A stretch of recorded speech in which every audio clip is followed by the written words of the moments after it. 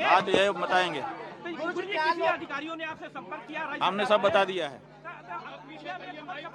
अब उस प्रकरण में हम ज्यादा नहीं कहेंगे, हमने सब बता दिया। हमने सब बता दिया। हमने सब बता चुके हैं। क्या लोग दे रहे थे? हम सब बता चुके भैया, अब हम उस बारे में नहीं बोलेंगे। जो हमारा मोर्चा है उस पर हम बात करेंगे। लिखित माफी मांगने की बात आ रही है, तो लिखित माफी के लिए बड़े हैं। अब वो बात पीछे छूट गई भैया। प्रयाग में बैठे थे, 10 दिन का समय था। अब वो समय बीत गया, वो बात बीत गई। अब अगले माघ में शुरू होगी। माफी नहीं देंगे फिलहाल, किसी भी कीमत में माफी नहीं। माफी किस बात की? गौ माता की हत्या करने वाले को माफी? ये संभव नहीं है। 1 तारीख के स्नान के लिए प्रेक्षक लगातार बनाया जा रहा है। अब वो सब बात पीछे छूट गई। अब तो आगे जवाब दो, जो हम प्रश्न उठा रहे हैं उसका जवाब दो। लखनऊ कब जाएंगे? 10-11 मार्च को हम लोग लखनऊ पहुंचेंगे संत समाज के साथ, और वहां बैठ करके उस समय तक जो परिस्थिति होगी उसके अनुसार निर्णय लेंगे। अधिकारियों से माफी मंगवाई जा रही है, क्या मुख्यमंत्री को खुद माफी मांगनी चाहिए? अब माफी की बात पीछे छूट गई, अब उसका कोई मतलब नहीं रहा। जब हम 11 दिन तक बैठे थे, 11 दिन तक उनकी नींद नहीं छूटी, तो अब उसका क्या तात्पर्य है?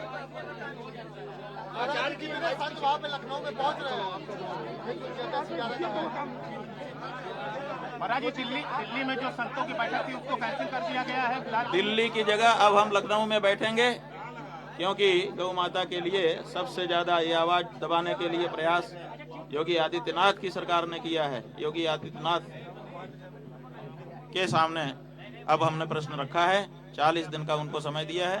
40 दिन में वो गौ माता को राज्य माता घोषित करें, और उसके बाद जो निर्यात यहाँ से हो रहा है गौमांस का, उसको निर्यात को बंद करें।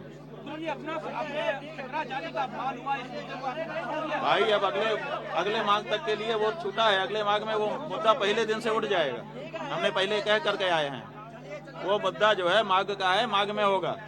अब जब वहाँ से हम चले आए तो अब मुद्दा क्या है, और हमने सब बता दिया है उस बारे में। क्या मुख्यमंत्री जी को ही माफी मांगनी चाहिए? वो प्रशासन पार्टी कर रहे हैं। मुख्यमंत्री अपने आप को हिंदू घोषित करें। 40 दिन का समय है। गौ माता की रक्षा करें, गौ माता को राज्य माता घोषित करें, और जो गौ माता का मांस का निर्यात हो रहा है उसको बंद करें। यही एक आवाज है। अब उसको 40 दिन में उनको ये करना है, दूसरी बात नहीं है। किसी भी स्तर पर माफी नहीं देंगे आप? मुख्यमंत्री ने तो क्या करेंगे? अब जो करेंगे हम बता रहे हैं ना, 11 मार्च को वहीं पर संतों के साथ बैठ करके निर्णय लेंगे। किसी भी कीमत पर माफी नहीं मिलेगी अब? किस बात की माफी? माफी का समय होता है। 11 दिन वहाँ काहे के लिए बैठे थे? हम उनको मौका ही तो दे रहे थे। 11 दिन जब उन्होंने मौके का उपयोग नहीं किया, तो फिर कोई भी चैप्टर एक समय क्लोज हो जाता है। जैसे हम वहाँ से उठे, उनके पास से मौका समाप्त हो गया। तो महाराज जी, क्या वजह है कि क्यों माफी मांगी जा रही है? आपके वहाँ से लौटने के बाद माफी मांगी जा रही है, क्या वजह है? लौटने के बाद नहीं, लौटने के पहले से भी मांग रहे थे, लेकिन क्षमा याचना नहीं कर रहे थे। वो हमको लोभ दे रहे थे। कौन कौन अधिकारी था मुख्यमंत्री जी? जैसे कि जो भैया, अब हम कह रहे हैं ना कि हमारी जो मुख्य गौ माता की मांग है उस पर हम केंद्रित रहना चाहेंगे। 40 दिन का हमने समय दिया है। इसके बीच में आदित्यनाथ जी को गौ माता को राज्य माता घोषित करना है, और जो निर्यात गौवंश के मांस का यहाँ से होता है उसको रोकना है। ये काम करके वो दिखाएं और अपने हिंदू होने का प्रमाण दें। हिंदू होने का प्रमाण मांगा है योगी आदित्यनाथ से। साथ ही साथ कहा कि 40 दिन का मैं समय दे रहा हूं, हिंदू होने का प्रमाण दीजिए, गौ माता को राज्य माता घोषित करिए। और साथ ही जिस तरीके से माफी मांगने वाली बात पर उनसे सवाल पूछे गए, तो उनकी तरफ से साफ साफ कहा गया कि माफी मांगने वाली बात पीछे छूट गई। 11 दिन मैं वहां पर बैठा था, तब मुझसे इसके ऊपर कोई वार्ता नहीं हुई, और अब इसके ऊपर मैं कोई भी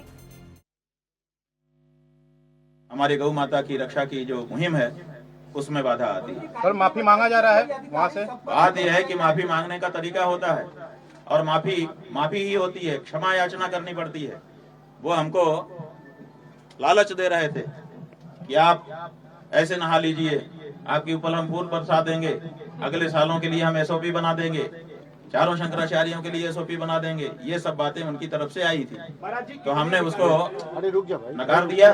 हमने कहा कि जिन सन्यासियों के ऊपर, जिन बटुकों के ऊपर, जिन ब्रह्मचारियों के ऊपर, जिन माताओं के ऊपर, जिन बंधुओं के ऊपर, जिन वृद्धों के ऊपर आपने लाठी बरसाई है, एक ही शर्त है कि माफी मांगिए, क्षमा याचना करिए, और वो अगर क्षमा कर दें तो आगे बढ़िए, लेकिन वो उसके लिए वो आगे आए नहीं। हमको लोभ लालच देना चाहते थे, उसको हमने स्वीकार किया नहीं। शंकराचार्य अविमुक्तेश्वरानंद को आप सुन रहे थे, किस तरीके से उन्होंने कहा कि माफी मांगने वाली बात पीछे छूट गई है और उनको क्षमा याचना मांगनी चाहिए थी, लेकिन उनके तरफ से नहीं मांगी गई। और जिस तरीके से अब हमारा अपमान हुआ है, हम इसे कतई स्वीकार नहीं करते हैं।